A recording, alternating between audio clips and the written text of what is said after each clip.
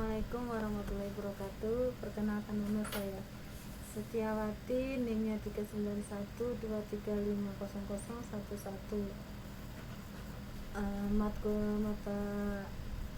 Matkul Matematika Distrik, ujian akhir semester, Prodi Sistem Informasi, dosen pengampu Ibu Supini Eskom dan Eskom MM, Fakultas Sains dan Teknologi Universitas Pancasakti, Januari 2024. Sini akan membahas soal teori graf. Pengertian teori graf.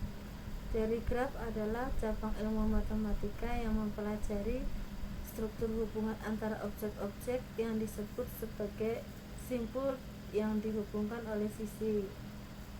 Graf juga menjadi salah satu pokok pembahasan dalam matematika diskrit yang tujuannya untuk memvisualisasikan objek-objek agar lebih mudah dimengerti dan dipahami. Meskipun terdengar rumit, konsep ini memiliki aplikasi yang sangat luas dalam berbagai aspek kehidupan, termasuk dalam teknologi, jaringan, dan transportasi. Sejarah teori graf. Teori graf pertama kali diperkenalkan oleh matematikawan Swiss yang bernama Leonhard Euler pada tahun 1736 melalui 7 jembatan Königsberg. Masalah ini berkaitan dengan pertanyaan apakah seseorang dapat berjalan melalui kota Königsberg yang sekarang Kaliningrad yang berada di Rusia dan menyeberangi 7 jembatan yang ada di kota tersebut tanpa menyeberangi jembatan 2 kali. Euler menunjukkan bahwa itu tidak mungkin dan dalam prosesnya sehingga Euler menciptakan struktur yang disebut graf. Teori graf berkembang pesat dengan kontribusi dari para matematikawan terkenal seperti Gustav Kirchhoff, William Hamilton, dan Arthur Cayley.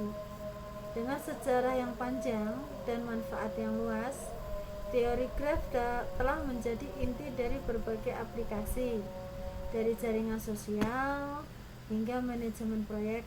Aplikasi teori graf tersebar luas dan memberikan kontribusi besar dalam pemecahan masalah, pengoptimalan, dan pengambilan keputusan. Pemahaman konsep dasar teori graf dapat membantu dalam menggali potensi dan inovasi lebih lanjut dalam memecahkan tantangan kompleks di masa depan. Jenis-jenis di dalam teori graf yaitu: 1. Graf sederhana, graf yang tidak memiliki log atau sisi ganda dan tidak memiliki lebih dari satu sisi yang menghubungkan dua vertex yang sama. Contohnya, yang menggambarkan hubungan antara orang dalam suatu kelompok sosial. Kedua, graf berarah atau digraf, graf di mana setiap x memiliki arah. Contohnya, graf yang menggambarkan hubungan mengikuti di media sosial. 3. Graf berbobot, graf di mana setiap x memiliki nilai. Contohnya, graf yang menggambarkan jarak antara kota-kota di peta. Yang keempat, graf bipartit, yaitu graf yang vertex-vertexnya dapat dibagi menjadi 2 set, di mana setiap x-nya menghubungkan vertex di satu set dengan vertex di set yang lainnya. Contohnya, graf yang menggambarkan hubungan antara pekerjaan dan keterampilan yang diperlukan untuk pekerjaan tersebut. Yang kelima, graf lengkap, yaitu graf di mana setiap pasangan vertex dihubungkan oleh tepat satu x. Contohnya, graf yang menggambarkan hubungan penuh antara setiap pasangan orang dalam kelompok kecil. Yang keenam adalah graf pohon, graf yang terhubung dan tidak memiliki siklus. Contohnya, siklus organisasi perusahaan atau pohon.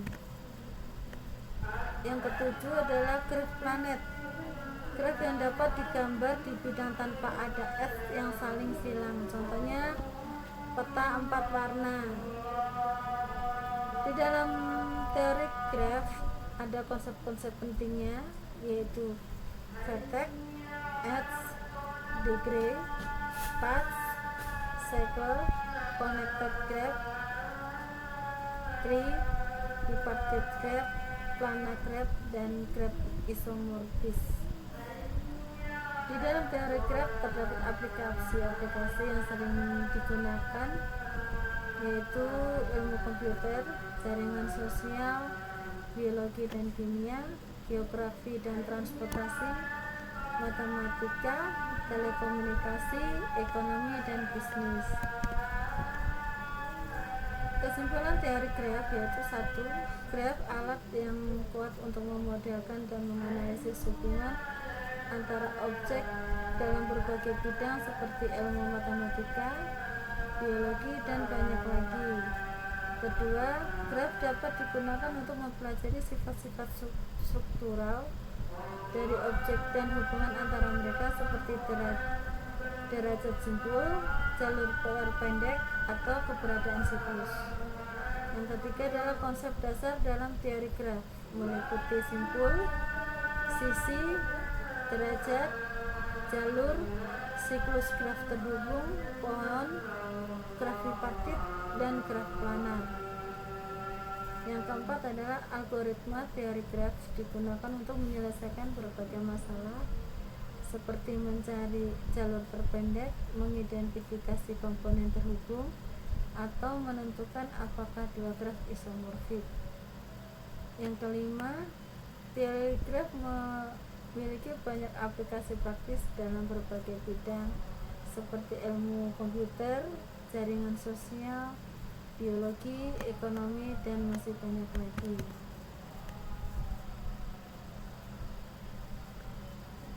Contoh soalnya seperti 1. Graf G memiliki 6 simpul dan 8 sisi. Berapa jumlah derajat total dari semua simpul pada graf tersebut? Jawabannya adalah untuk mencari jumlah derajat total pada graf, kita perlu menjumlahkan derajat setiap simpul. Derajat simpul adalah jumlah sisi yang terhubung dengan simpul tersebut. Dalam kasus ini kita memiliki 6 simpul. Mari kita hitung derajat setiap simpulnya. Simpul pertama memiliki derajat 3, simpul 2 memiliki derajat 2, simpul 3 memiliki derajat 4, simpul 4 memiliki derajat 1, simpul 5 memiliki derajat 2, simpul 6 memiliki derajat 2. Jadi jumlah derajat total yaitu 3 ditambah 2 ditambah 4 tambah 1 tambah 2 tambah 2, yaitu hasilnya 14. Jadi jumlah derajat total dari semua simpul pada graf tersebut adalah 14. Yang kedua, contoh kedua, dalam sebuah turnamen catur terdapat 10 pemain yang saling bertanding satu sama lain. Setiap pemain bermain melawan semua pemain lainnya tepat sekali 1 kali. Jika setiap pertandingan hanya menghasilkan 1 pemenang dan 1 pecundang, berapakah banyak pertandingan yang harus diadakan dalam turnamen tersebut? Jawabannya adalah dalam turnamen catur dengan 10 pemain, setiap pemain akan bermain melawan 9 pemain lainnya. Jumlah pertandingan untuk setiap pemain adalah 9. Namun setiap pertandingan melibatkan 2 pemain, jadi kita perlu membagi jumlah pertandingan dengan 2.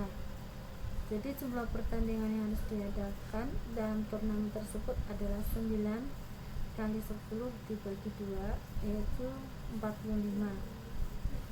Jadi harus diadakan 45 pertandingan dalam turnamen tersebut. Untuk mengerti jumlah pemain dalam turnamen catur jika terdapat 45 pertandingan, kita perlu memahami format turnamen yang digunakan. Biasanya dalam turnamen catur setiap pertandingan melibatkan 2 pemain. Jadi jika terdapat 45 pertandingan, maka jumlah pemain dalam turnamen tersebut dapat dihitung dengan membagi jumlah pertandingan dengan 2. Jumlah pemain sama dengan jumlah pertandingan dibagi 2. Jadi dalam kasus ini, jika terdapat 45 pertandingan, maka pemain dalam turnamen catur tersebut adalah 45 dibagi 2 sama dengan 22,5. Namun karena jumlah pemain dalam turnamen haruslah ulangan bulat, maka jumlah pemain akan dibulatkan ke angka terdekat yang lebih besar. Jadi jumlah pemain dalam turnamen catur tersebut adalah 23. Cukup sekian presentasi dari saya. Sekian dan terima kasih.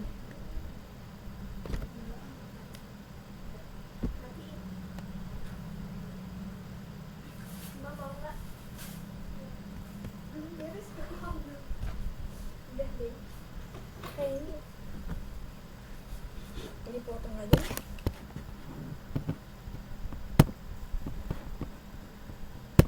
Kayaknya lebih kedengeran suara aja. Masa?